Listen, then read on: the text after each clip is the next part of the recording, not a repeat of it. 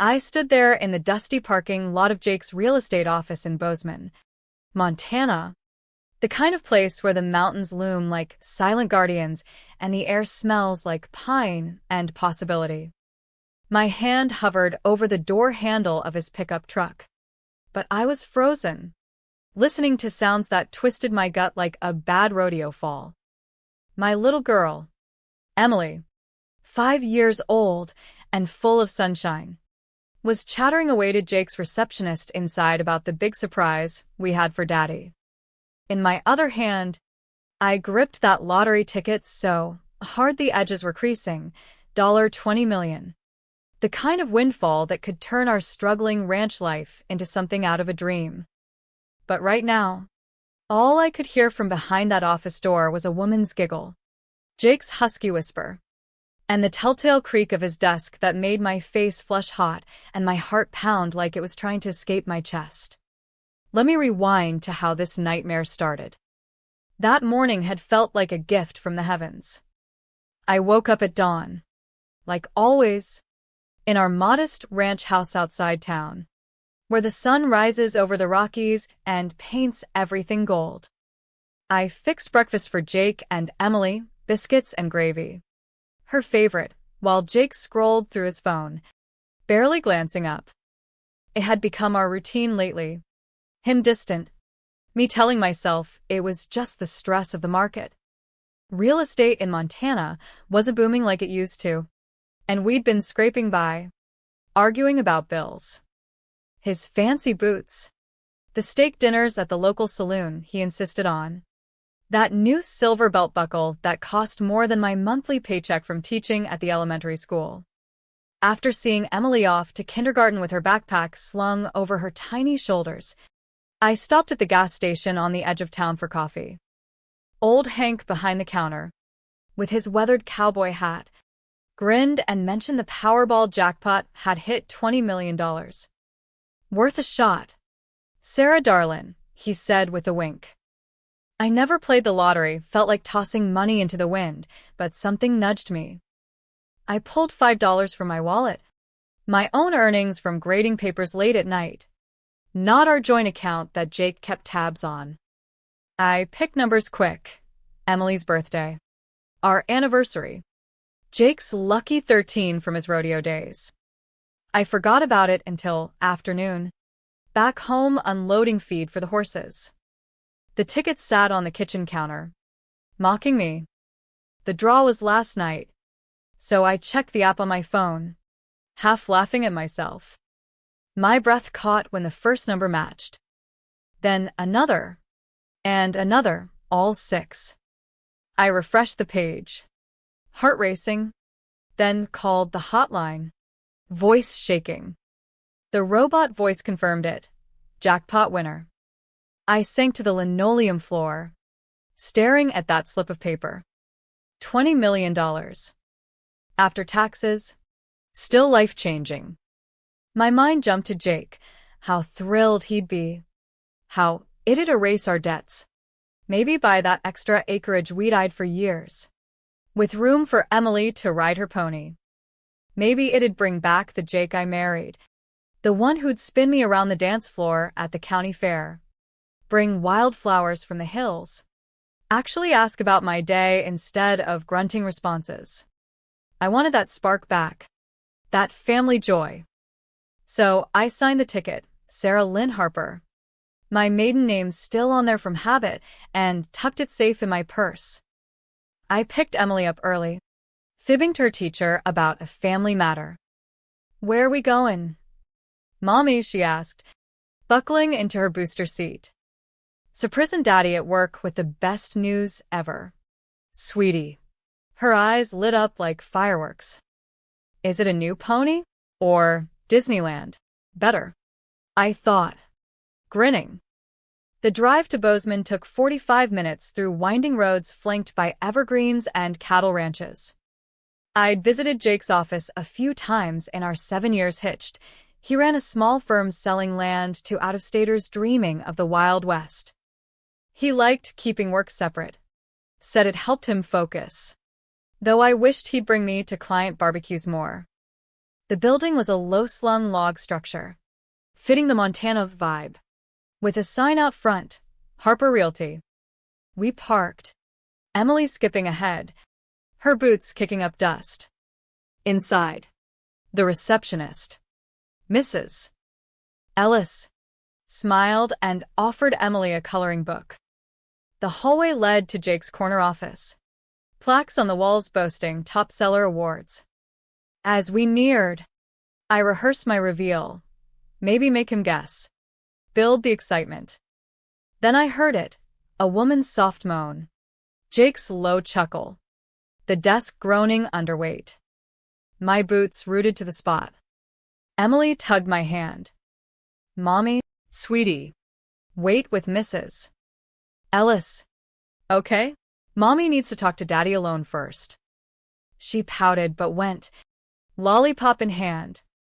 I edged closer, ear to the door, praying I was wrong. But no, the sounds were intimate, familiar from our own bedroom, now twisted with betrayal. Months of late nights closing deals, his phone glued to him, that faint floral scent on his shirt's not mine. It all clicked. I could have bolted, grabbed Emily, driven home. But rage bubbled up like a geyser. I twisted the knob. Door creaking open. Time froze.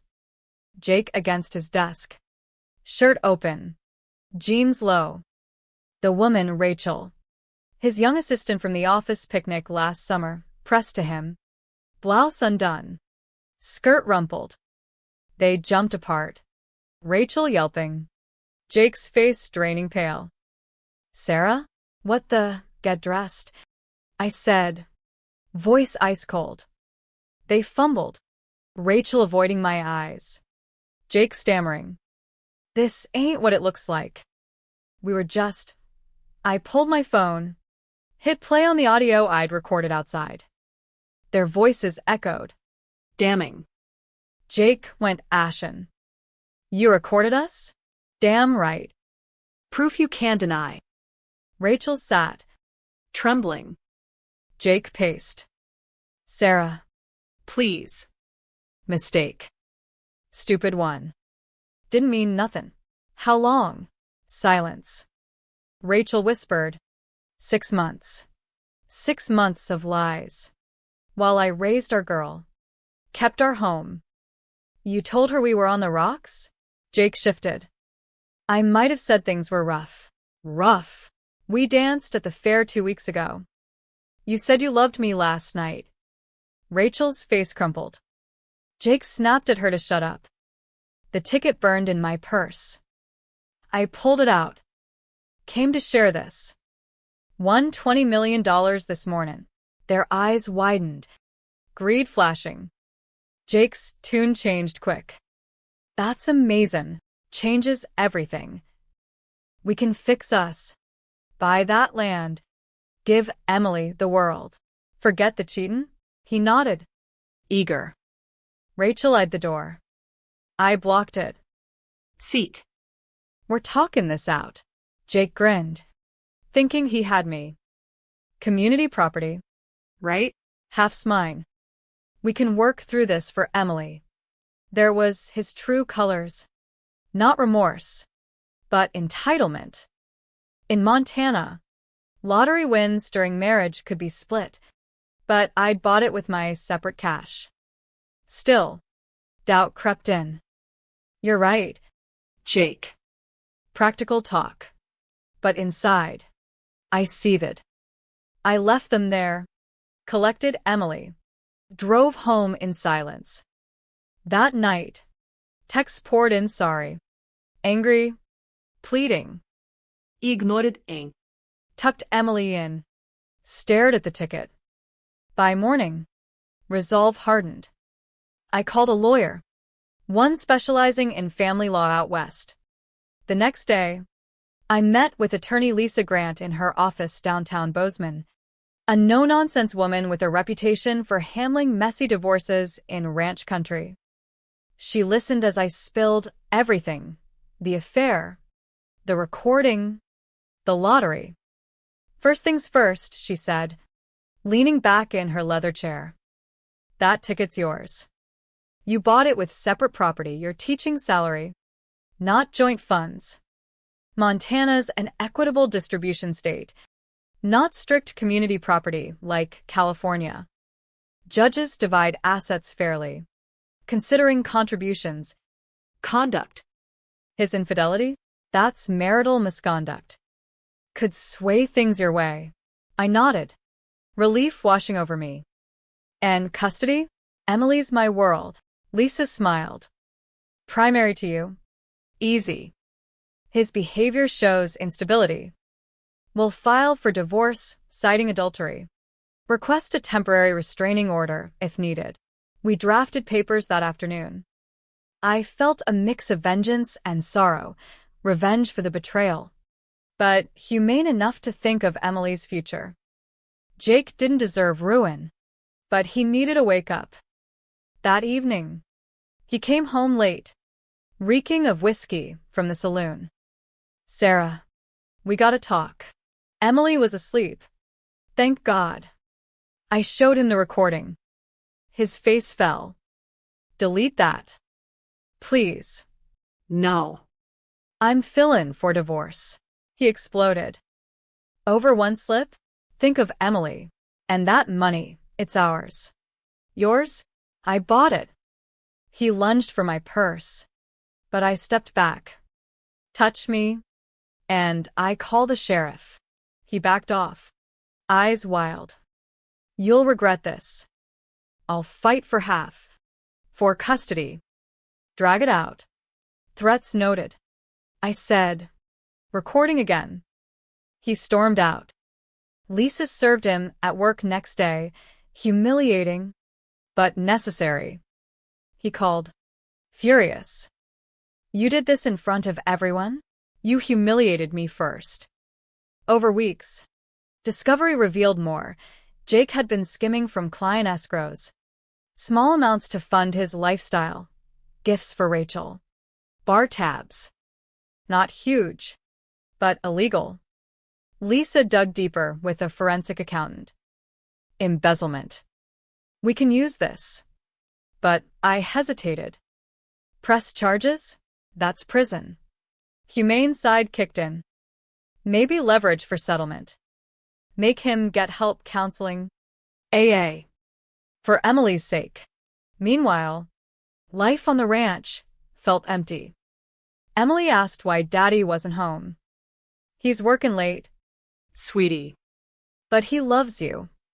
I claimed the lottery quietly.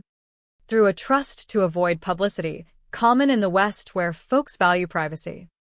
Funds hit my account, $12 million post-taxes. I paid off the ranch mortgage. Set up college for Emily. But money didn't heal the hurt. I confided in my sister, Mary, who drove from Missoula. You deserve better. Cease. But don't let hate consume you. Remember Pa's saying, holding a grudge is like drinking poison hoping the other dies. Court dates loomed. Preliminary hearing, Judge Harlan, a grizzled vet from ranch stock, reviewed evidence. Jake's lawyer argued community property. The win happened during marriage. Lisa countered. Separate funds. Misconduct. Equitable means fair, not equal. Judge sided preliminary with me. Freezing assets. Jake glared daggers. Post-hearing. He cornered me outside. Sarah. Please. I messed up. Rachel meant nothing. Let's co-parent. Split fair. Tears in his eyes. First real remorse? I softened. Get help. Jake. Prove it. Investigation into embezzlement heated. His boss, Tom Reynolds at the firm, confronted him. Jake confessed partial, $50,000 over a year. Tom, an old family friend, was torn. Press charges or settle. Email Tom privately. Don't ruin him. Make him repay. Fire him quiet. He's Emily's dad. Humane choice. Tom agreed. If Jake entered rehab. Jake balked at first, but facing jail. He checked into a program in Billings, 30 days for alcohol and anger. During his absence, I focused on Emily pony rides, baking pies. Storytime. She missed him, so I arranged video calls. Supervised. Daddy's getting better, like when you had that fever. Therapy for me too. Unpacking years of overlooked red flags. You ignored the gut feeling, my counselor said. Lesson, trust yourself. As weeks passed, Jake's letters came, raw, apologetic. I hit bottom. Realized I took you for granted. The affair was escape from my failures. Forgive me. I didn't respond quick, but pondered. Divorce mediation, neutral ground in Bozeman. Jake, sober and humbled, sat across. I don't want war. Keep the money, it's yours. Just fair visitation. Lisa pushed, supervised at first. Therapy mandatory. He agreed. We settled. I kept ranch. Winnings, he got his truck. Tools. No alimony. He'd find work post-rehab. Custody joint. But primary mine. Judge approved. Smart folks, he said. Saves the kid heartache. Post-settlement. Jake finished rehab. First visit, park picnic. Emily ran to him, hugging tight. He teared up. Miss my girls. We talked aside. Thanks for not pressing charges. It wasn't for you, for us. He nodded. I'm changin'. AA meetin's helpin'. Over months. He rebuilt. New job sellin' farm equipment. No Rachel, she'd moved to Idaho. We co-parented civil. Even shared holidays. Life settled into a new rhythm on the ranch. The kind where the mornings bring crisp air and the evenings echo with coyote calls. With the money secure, I expanded, bought adjoining land, turned part into a community garden for local families. It felt good, giving back to the tight-knit Montana folks who'd supported me through whispers and well wishes at the general store. Emily thrived, her laughter filling the house like it used to. But echoes of betrayal lingered, like shadows at dusk. Therapy helped, mine and joint sessions with Jake, mandated by the custody agreement. Communication broke us, the counselor said. Rebuild it for her. Jake showed up every time, notes in hand, owning his faults. I was selfish, chasing thrills to feel alive. Hurt the ones I love most. One session. He broke down. Sarah, that day in the office, I saw your face. Knew I'd lost everything. But hidden rock bottom saved me. I cried too. I almost destroyed you out of anger. Glelitos Massey. Lesson emerged. Revenge feels sweet short-term. But forgiveness frees the soul. Not full reconciliation. We stayed divorced, but a humane bridge for Emily. She saw her parents respect each other. Not war. Jake dated eventually. A teacher from town, but kept it low-key. I dipped toes into coffee with a rancher neighbor, but focused on self. Legal loose ends tied, lottery trust protected assets. Tax advisor ensured compliance. No publicity. Montana law allows anonymous claims. Embezzlement? Jake repaid Tom monthly from his new paycheck. No charges filed. You're lucky, Tom told him. Sarah's got a big heart. Community noticed. Folks at the diner nodded approval. Handled it classy, Hank said. Pouring coffee. Drama peaked one fall evening. Jake called, frantic. Emily's pony threw her. She's at the ER. I raced to Bozeman General. Heart in throat. Jake paced the waiting room. Face etched with worry. Minor fracture. But scared me. We sat together as docs bandaged her arm. Emily beamed. Daddy held my hand. In that moment, gratitude swelled. Betrayal birthed growth. We hugged as family, united.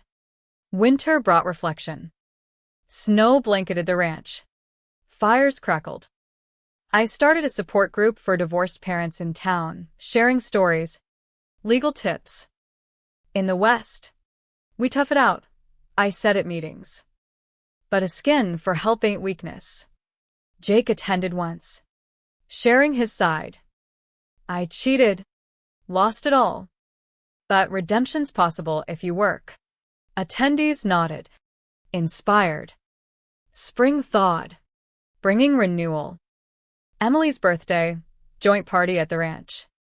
Jake grilled burgers. I baked cake. Laughter rang as kids played. He pulled me aside. Thanks for this chance. You earned it. Light lesson stuck. Families evolve, not shatter. Forgiveness isn't forgotten. It's choose in peace.